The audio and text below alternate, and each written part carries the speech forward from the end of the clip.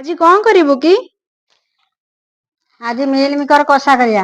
ଆପଣମାନେ ଜାଣିଛନ୍ତି ଯୋଉଦିନ ଘରେ ସୋୟାବିନ ତରକାରୀ ହୁଏ ସେଦିନ ଟିକେ ଅଧିକ ଖୁସି ଲାଗେ। କାରଣ ସୋୟାବିନ ତରକାରୀ କଥା କହିଲେ ମୋର ମୋ ପିଲାଦିନ କଥା ମନେ ପଡେ। ଯେପରିକି ପ୍ରଥମରୁ ଅଷ୍ଟମ ଶ୍ରେଣୀ କଥା। ଯେତେବେଳେ ମୁଁ ଗାଁ ସ୍କୁଲରେ ପଢୁଥିଲି, ଆପଣମାନେ ଜାଣିଥିବେ ଗାଁ ସ୍କୁଲରେ ମଧ୍ୟାହ୍ନ ଭୋଜନ ହୁଏ। ଆଉ ସ୍କୁଲରେ ସୋୟାବିନ ପାଳି ସପ୍ତାହରେ 2 ଥର ପଡେ। ଆଉ ସେଦିନ ମୋର ଆଉ ମୋ ସାଙ୍ଗମାନଙ୍କର କହିବାକୁ ଗଲେ ରଜ। କାରଣ ଆମ ପାଇଁ ଯିଏ ରୋଷେଇ କରନ୍ତି ଆମ ଢୋଲ ଦେଇ, ସେ ବହୁତ ବଢିଆ ରୋଷେଇ କରନ୍ତି।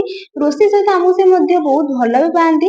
ଯେଉଁଦିନ ସୋୟାବିନ ପାଳି ଥାଏ ସେ ଆମ ପାଇଁ ସୋୟାବିନ ଭଜା ରଖିଥାନ୍ତି। ଆଉ ଏଇ ସୋୟାବିନ ଭଜା ଖାଇବା ପାଇଁ ଆମେ ସାରଙ୍କ ଘରେ ବାହାନା କରୁ, ସାର୍ ଆମେ ଟିକେ ପାଣି ପିଇ ଆସୁ।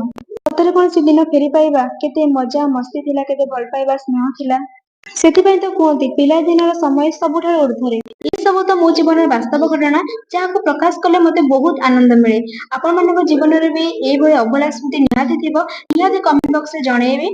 ଶେଷରେ ଗୋଟେ ହିଁ କଥା କହିବି, ପିଲାଦିନର ସମୟ ଆମ ପାଇଁ ସର୍ବଦା ଚିରଞ୍ଜୀବୀ।